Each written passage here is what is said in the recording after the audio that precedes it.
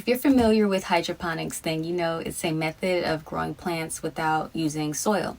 It's typical to use gravel, sand, or another organic substrate to support the plant.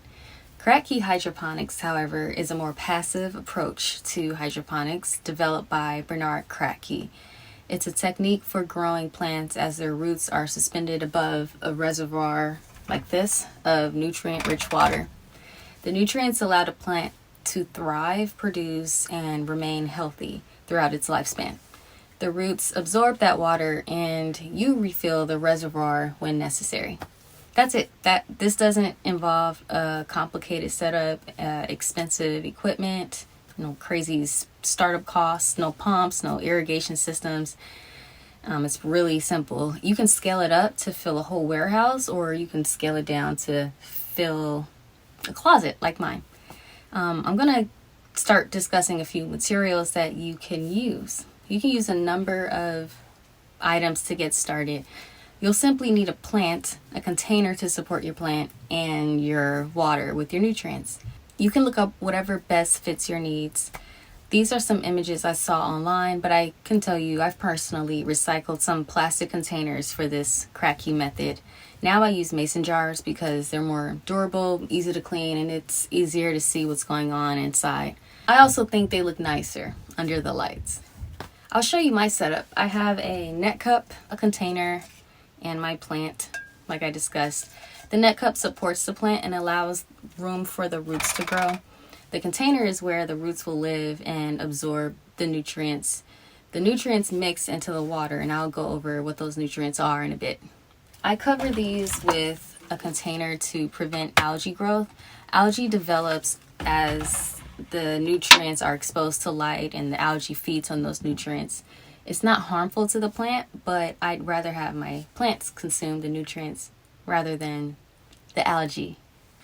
So those are the tools you need to get set up, but you also need to be aware that the plant also needs 3 things to survive, and it's basic for all plants. They need light, oxygen, and water.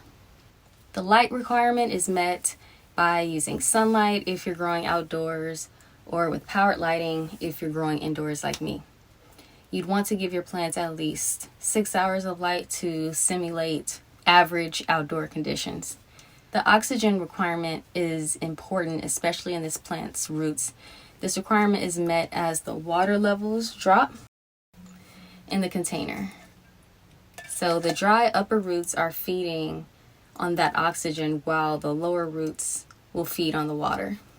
The water requirement is obviously met in the jar. This water has nutrients that I mentioned before, and those are nitrogen, phosphorus, and potassium. Nitrogen is important for photosynthesis and leafy growth on your plants. Leaves produce energy for the plant, so nitrogen is vital to its survival. Phosphorus levels are important when balancing root development with flower production. High phosphorus will promote more flower growth, diverting energy away from root development. You'll see fertilizers for fruit-bearing plants, such as tomatoes, that have a really high phosphorus amount in that NPK ratio. Potassium is important for overall health and productivity in the plant.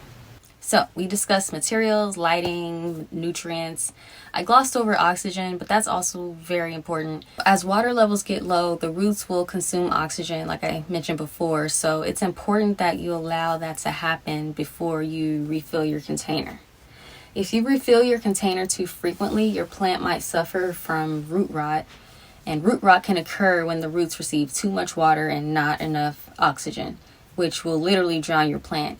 And this could happen in any plant, even in plants grown in the ground or especially in containers. So why try this method? Why do this instead of growing plants in pots or in the ground in soil? Well, there's a few cases you might want to consider. If you prefer a controlled environment, this might be for you.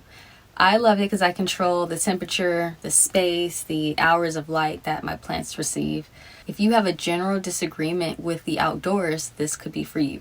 Maybe you want to avoid pests and disease that start in the soil, and there's plenty of those. Another case is maybe you want a simpler approach to growing some simpler foods. Granted, these are really simple to grow. I'm growing like kale, basil, collard greens, and other things that are just leafy greens. So it makes a lot of sense to keep that in here and keep the other bigger plants that require more energy and more sun outside. So now, who is this good for? This is good for anyone who enjoys passive income, but food. You're not watering, you're not removing a bunch of pests, you're not constantly managing. I mean, I really come in here whenever I need to pick from these plants or whenever it's time to feed them. I even have a timer, so it's simplified. It's really easy. It's also more fun to watch than plants grown in the ground, to be honest. If you like to observe what's going on and look at how the plant's growing from the bottom up, then this is a really cool way to see that and to enjoy the process. Another reason why you might want to consider this is because the startup costs are really reasonable. I think the only thing you really would have to worry about is the nutrients and the plant itself, really, because a lot of these items are, again, recyclable. You can use different containers or just stuff that you have lying around the house to get your materials up and running. So, yeah. I hope this video inspires you to try out this Kratky method for yourself. Comment and let me know how this works out for you. Thanks for watching.